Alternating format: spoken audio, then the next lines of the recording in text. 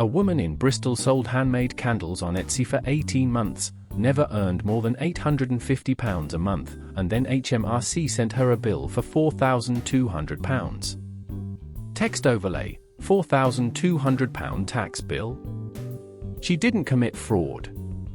She didn't hide anything. She just didn't know 6 things that HMRC now expects every single side hustle seller to understand. There are 6 mistakes that catch UK side sellers out, and 1 bonus that could actually save you thousands. Most people know maybe 1 or 2 of these. I'm ranking them from most common to the one almost nobody's heard of. Here's why this matters to you specifically, right now, in 2025.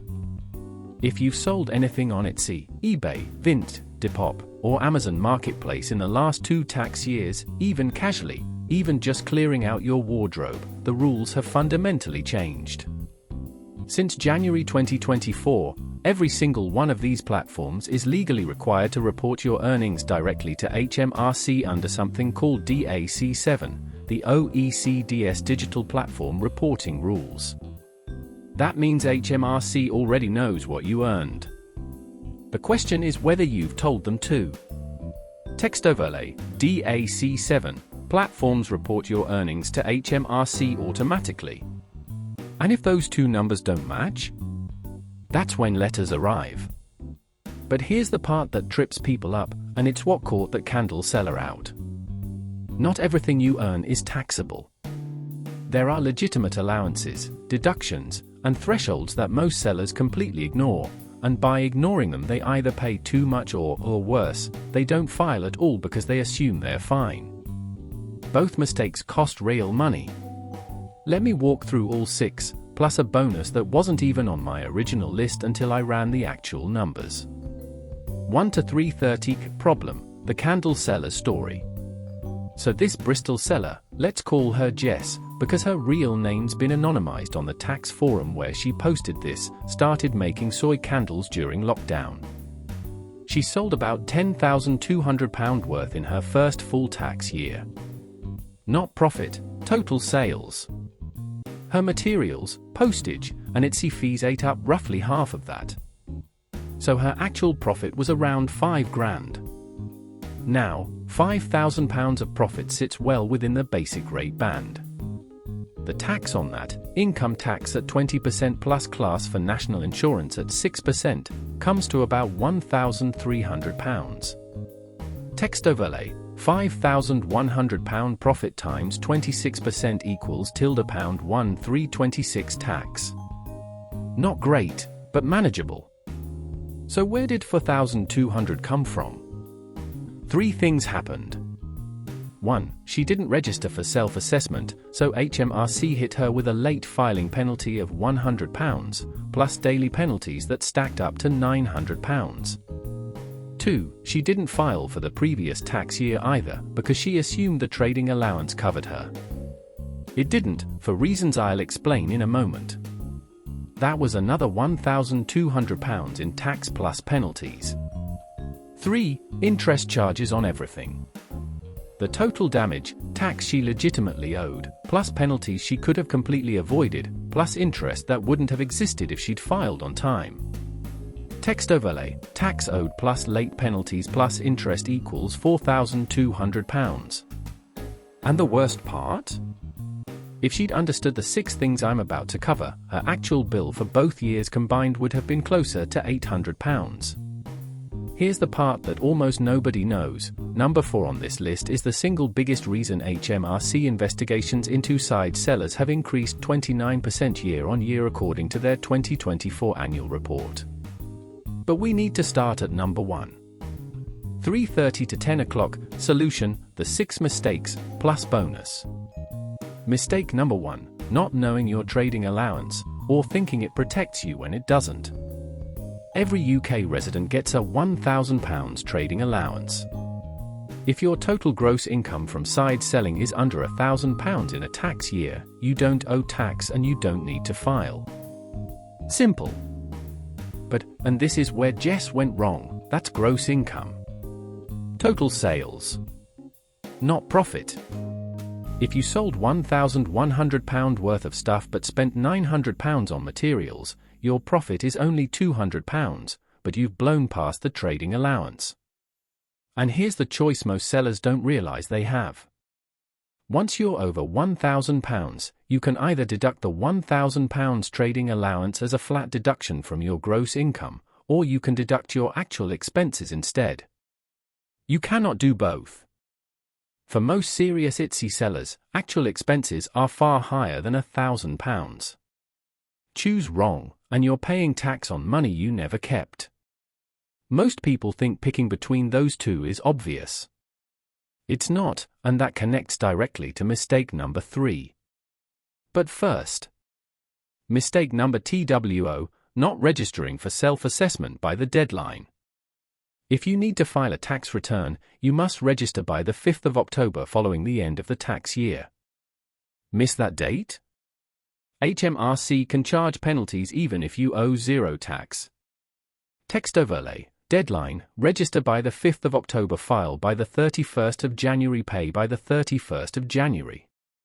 For the 2024-25 tax year, which ended the 5th of April, 2025, your registration deadline is the 5th of October, 2025. Your filing and payment deadline is the 31st of January, 2026. This is not negotiable.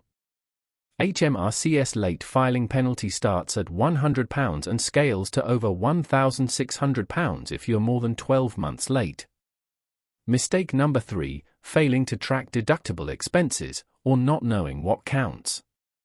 This is the mistake that costs the most money, because it's money you've already spent that HMRC will let you subtract from your taxable profit, but only if you can prove it.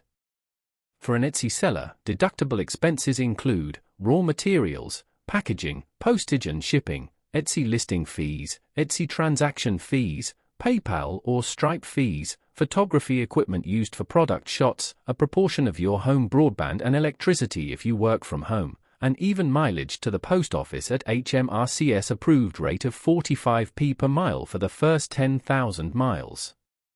Text overlay, 45p per mile, HMRC approved mileage rate. Remember that choice from mistake 1, trading allowance versus actual expenses? If your actual expenses exceed £1,000, you want to claim actual expenses. For Jess, her expenses were over £5,000. Claiming the trading allowance instead would have cost her an extra £1,040 in tax. She didn't know she had the choice. Now, mistake number 4. This is the one I mentioned earlier. The one that's driven a 29% increase in HMRC side hustle investigations. And it's something you've probably done without even thinking about it. Mistake number 4, ignoring the DAC7 data match.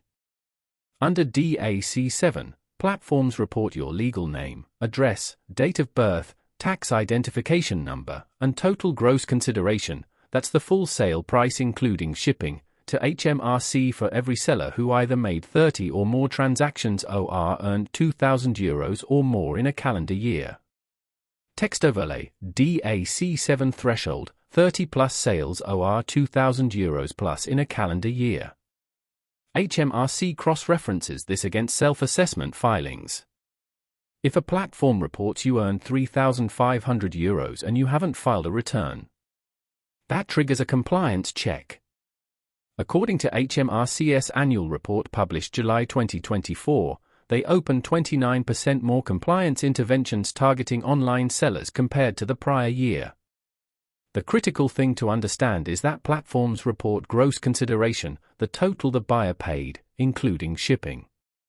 Your actual revenue after fees and postage is lower. But if HMRC sees a platform reported figure and you haven't filed at all, they don't start with a friendly chat. They start with a letter and estimated assessment. And here's the connection to the next mistake that makes this even worse. Mistake number 5, thinking personal sales are the same as trading. Selling your old clothes on Vinted for less than you paid? That's a personal sale. There's no tax, no reporting obligation, no capital gain, because you sold at a loss and it's a personal possession. But the moment you buy items specifically to resell at a profit, or you make items to sell, you're trading. HMRC looks at what they call badges of trade: frequency, profit motive, repetition, modification of goods before sale. The danger zone is the middle. You clear out 50 jumpers over 6 months and Vinted reports you've done £2,800 in sales. You know you made no profit. But HMRC's system flags you because the platform reported you and you haven't filed. Now you're responding to letters, providing evidence, and spending your weekends proving you lost money on every item. Text overlay: badges of trade, frequency, profit motive, repetition, modification. The fix is simple: keep screenshots of original purchase prices. Even a quick photo of the next receipt or the Amazon order history. 30 seconds now saves you hours later. Mistake number 6, and this is the most actionable one on the entire list: not using a payment on account strategy. Here's what blindsides first-time filers. When you submit your first self-assessment showing, say, £1,200 in tax owed, HMRC doesn't just ask for £1,200. They also demand a payment on account for the following year. That's 50% of your current bill, charged in advance, split across 2 dates. So your first January bill isn't £1,200. It's £1,800, the £1,200 you owe, plus a £600 payment on account. If you're not expecting it, that hits hard. Jess wasn't expecting it. The fix: from your very first month of selling, move 25 to 30% of your profit into a separate savings account. An easy access one is fine, and if it's earning interest, even better. Don't touch it until January. Bonus mistake, the one I added after running the numbers: not claiming the marriage allowance alongside your side hustle. This wasn't in my original 6, but it's too good to leave out. If you're married or in a civil partnership, and one of you earns under the £12,570 personal allowance while the other is a basic rate taxpayer, you can transfer £1,260 of unused personal allowance to the higher earner.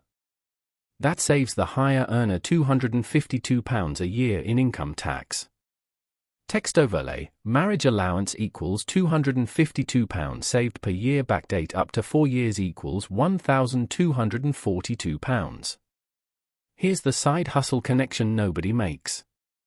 If your partner works part-time and earns £10,000, well under the threshold, and your side hustle pushes your own income above £12,570, the marriage allowance suddenly becomes incredibly relevant. And you can backdate it up to 4 tax years. That's potentially £1,242 back in your pocket, just for filling in a form on gov.uk that takes about 10 minutes. 10 to 12:30, proof: Jess's numbers, done properly.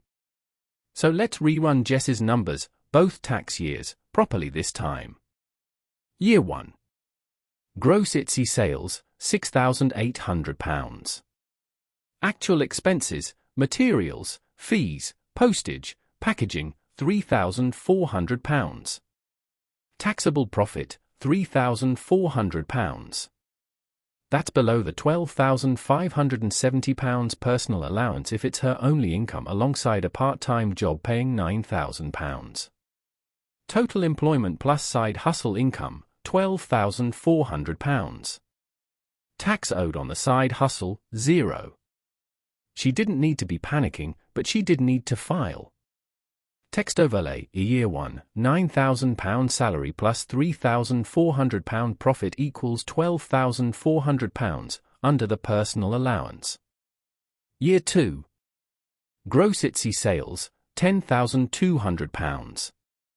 Actual expenses, £5,100. Taxable profit, £5,100. Combined income now, £14,100. That's £1,530 over the personal allowance. Income tax at 20%, £306.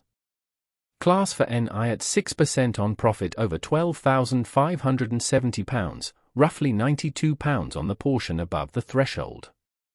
Class 2 NI, abolished from April 2024, so £398 versus £4,200. The difference is entirely penalties, interest, and a wrong choice on the trading allowance. Every single pound of the difference was avoidable. Text_overlay, £3,802 in avoidable penalties and mistakes. And if Jess's partner was eligible for marriage allowance? Knock another £252 off. Potentially backdated. Her real liability could have been under £150 for 2 full years of selling. 1230 to 1330 CTA. Here's your one action for today. Go to gov.uk, search check if you need to send a self-assessment tax return, and answer the 7 questions. It takes 90 seconds. If the answer's yes, register now. You've got until the 5th of October, 2025 for the 2024-25 tax year. If you've been selling on Etsy or Vinted and you're now wondering how DAC7 actually works behind the scenes, what data gets sent, what triggers an investigation, and how to check what platforms have already reported about you, I made a full breakdown of that. It should be appearing on screen right now. This video is for information only, not financial advice. Always speak to a qualified UK financial advisor before making decisions.